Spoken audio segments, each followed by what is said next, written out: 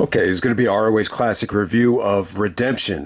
This is definitely going to be in contention, for one of the best shows of 2005. So the year-end 2005 video, it'll be a WWE TNA ROH 2005 as a whole. Never really done anything like it, and I think it'll be interesting. Redemption is definitely one of those shows. I think the only two shows left that are like must-see is TNA Hard Justice 2005. That still needs to be reviewed. That's the last TNA '05 show that's missing. And then Ring of Honor's Unforgettable, the Kabashi tag match. Those are the only two that need to be done. But I'm going to postpone that until after maybe Backlash. So that will be coming soon. But, this is more for like a reference for me, so I can kind of analyze the shows. But with Redemption, it has a must-see main event. This is the end of CM Punk's reign in the Summer of Punk. So most people know my thoughts on the main event. Main event is definitely great, but the show as a whole is pretty damn good.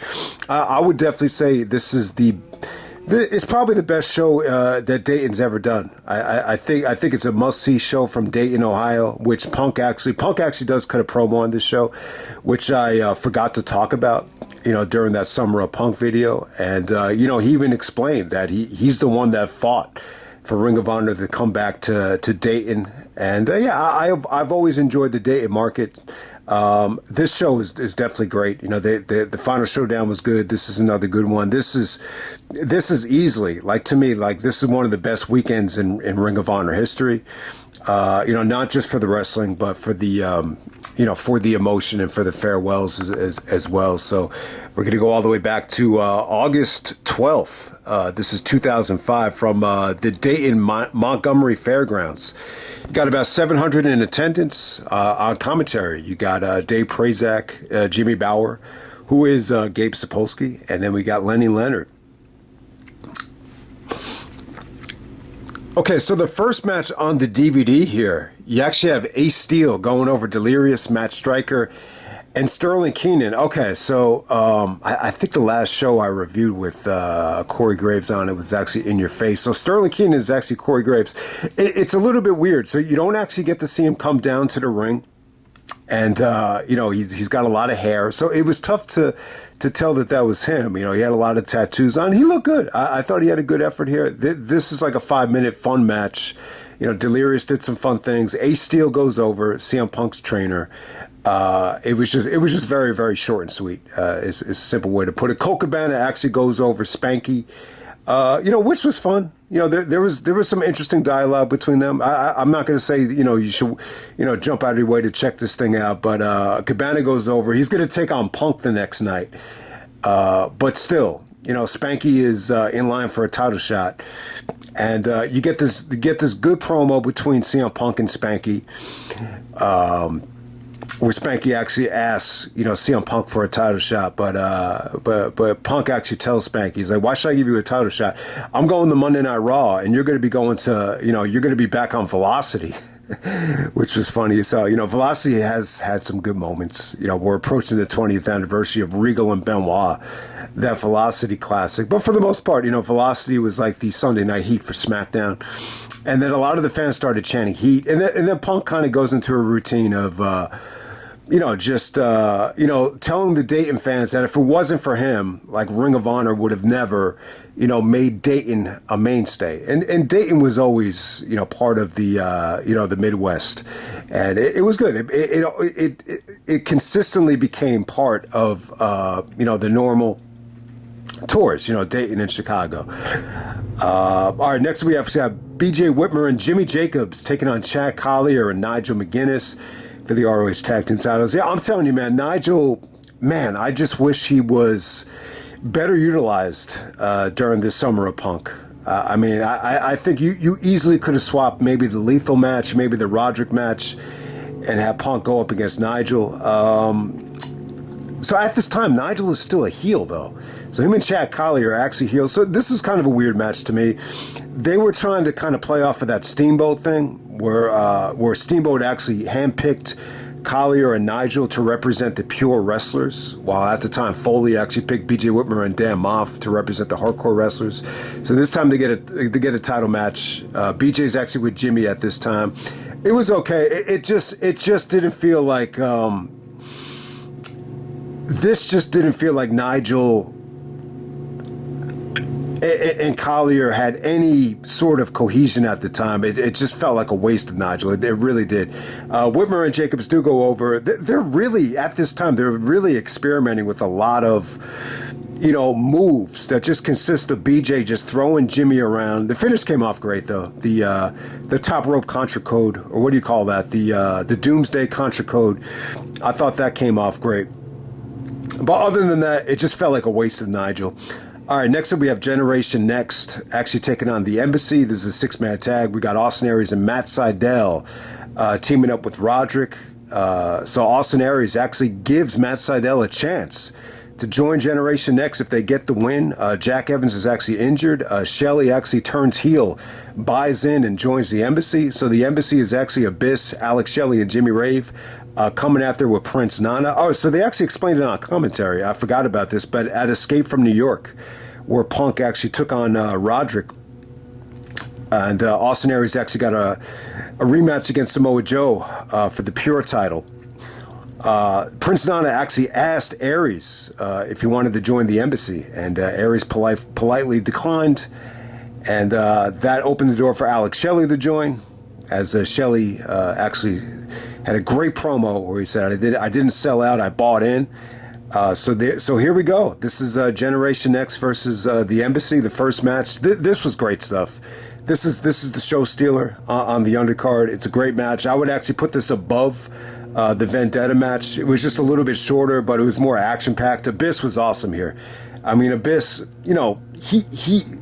the 3 main shows that Abyss was in Ring of Honor in 2005, he looked great every single time, but there's something about this match that was just, so entertaining, so fast-paced, just the way he was, throwing Matt Sydal around. There was actually some great triple teams on Abyss. Abyss almost lost his mask at one point, and he's starting to look like, without the mask, it's like, oh yeah, that's Chris Parks, or whatever he called himself without the mask. But I gotta say, it had a hot crowd. Anytime Jimmy Rave was putting on a rest hold, or even Alex Shelley was stretching out Matt Sydal, the crowd was in this every step of the way. The hot tag for Roderick came off great.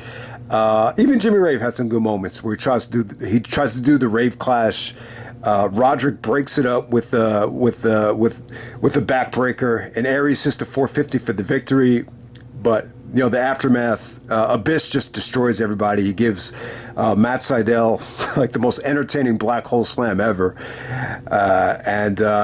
so the Embassy kind of builds some heat, because we're gonna drag this out all the way to Steel Cage Warfare. So Jack Evans actually had an injury here, so you didn't get to see Jack, but I thought Matt Sydal fit in really well. But when you think of the heart of Generation X, you think of Aries, Strong, Jack Evans, and Alex Shelley. But I think Matt Sydal was a nice little addition for Generation X. There's no doubt about it. All right, next up we have Jay Lethal taking on Loki. This ended in a double disqualification. Surprise, surprise. They just kind of fight out into the crowd for the finish. But while it lasted, though, I thought it was great. Lethal and Loki wrestled a lot in late 2005. It felt like they wrestled on every show. They would actually wrestle the next night in a tag match with Joe. What was it? It was Loki and Homicide versus Joe and Lethal, where Joe took like 100 chairs and just threw him at Loki. It was awesome stuff. That definitely stole the show from Punk, the final chapter. But this is just about Loki just abusing Lethal. He's really stiff with him, but Lethal had some offense. It just felt like at this time, like the only guy he wanted to work with was Jay Lethal. I think at the time I think he helped train him. I think he helped groom him. But hey, they just kind of use this match to kind of lead into the next match. Eventually Homicide comes out, starts beating up on Lethal, and then Matt Hardy comes out. So Matt Hardy comes out and takes on Homicide. Matt had already debuted on Raw. He already returned Man, you know what? What were they trying to push here, man? They were trying to sell the fact that that Edge paid off Homicide to beat up on Matt Hardy. Yeah, that's going a little bit too far. Like not even the smart marks would believe that, but it was pretty damn cool. But you get the point about Matt Hardy. He had a lot of momentum. He's coming off of ECW One Night Stand where he's the most over guy in the building and he wasn't even there. And, there were so many Raws where they had to stop the show, when Lita's cutting a promo with Trish because of the "We Want Matt" chants. But I don't know. The fans are kind of weird here. I do, not even watching Ring of Honor at the time, I do remember there was a lot of reports that Matt Hardy was going to get booed. I think a lot of fans had just, felt like, Matt shouldn't come back to the WWE because they screwed him over and they thought he was kind of, just shouldn't have came back, after the way they treated him. I think it's as simple as that. But at the same time, like, what's he going to do? Go to TNA, go to ROH? It's unrealistic. Matt and Jeff, say what you want about Matt and Jeff. I just think they've always done their best work in WWE. So almost had like a split crowd here. Dave Prazak kind of classified it as, oh, this is a WWE versus ROH match. So the ROH supporters are going to cheer for Homicide. So, but it wasn't that bad. The heat that Matt Hardy got, I don't think it was as bad as, some of his other appearances. I remember I think it might have been the one against Daniels where that's the one that they turned on him. But it was good stuff, man. I thought Matt Hardy looked in incredible shape at the time. It's a good match. It's a solid match. It's probably not the weak link of this Matt Hardy trilogy in 2005. I think, the one with Roderick, it gets a lot of love because, Roderick wins. And it was by far just the best match. And, really the first time you got to see Roderick, change his ring attire.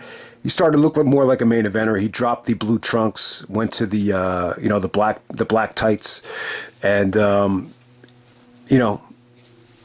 fact that Roderick was able to kind of separate himself from all the other opponents here, put him in the mix for MVP. So that's why the Roderick and Matt Hardy one gets the most love. But I always thought the match with Homicide was underrated. I felt like it was long and it was kind of drawn out, and it took a while for this thing to really pick up. But it was good. It was fast paced. They played off of their finishers. They pretty much stayed away from their finishers. But you saw some good stuff. Homicide with some nice exploders here. But eventually, Matt Hardy gets the schoolboy in Homicide after, Lethal comes back out to, distract Homicide. So that's pretty much how it plays. It's kind of a disappointing match. I was kind of hoping it would have held up better. Just definitely not as memorable as the, Matt Hardy, Roderick Strong match. And then the main event, we have CM Punk defending the Ring of Honor World title against James Gibson, Christopher Daniels, and Samoa Joe. What do I want to say about this? About Austin Aries. It's kind of funny that Aries was kind of, exiled out of the ROH title picture after he lost the belt because, he probably should have gotten a rematch. And, it almost felt like he was the odd man out. But still, I like the way that they did this. This is basically Punk, going up against everyone he was feuding with during the summer of Punk. So it's a fatal four-way elimination match. I love the way it was booked. I think if you're going to do a fatal four-way elimination, you got to give it a lot of time. You got to make it have a realistic feel. It was very drawn out, and it was allowed to unfold. You had to actually tag in, and there were a lot of like one-on-one variations. Everybody got a chance to click with each other one-on-one. Gabe is out there kind of promoting, some of the other matches whenever you got like a one-on-one confrontation. So it was good. It was good. It was slow at times, but at the same time, the fans were just totally invested. It felt like the match got a better reaction as the match went along. And some of the eliminations and some of the booking here was just really good. This is one of the most well booked, ROH matches ever, in my opinion. It might be the most emotional title change. I'm not going to say it's the most meaningful title change, but other than Aries beating Joe, it probably is the most feel-good moment, after a Ring of Honor title change. I think Gibson winning this thing, was very, very well booked, and it was just an amazing moment. Most of you guys already know how I feel about it, but I will say this about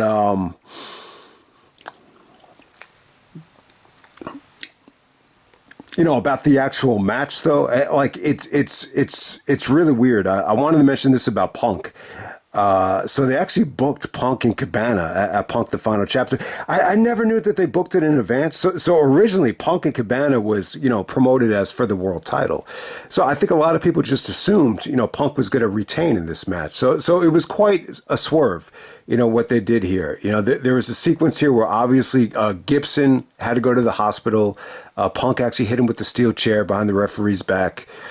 So, a lot of people just assumed Gibson wasn't going to come back. And if you saw this thing live, I mean, how would you know? You probably thought Gibson, was out of the match. And there's a stretch here where Punk is kind of isolating himself from the action. So there's a part in the match where the fans got really excited because it came down to Daniels and Joe, and they thought it was just going to be Daniels and Joe and see who's going to win it from there.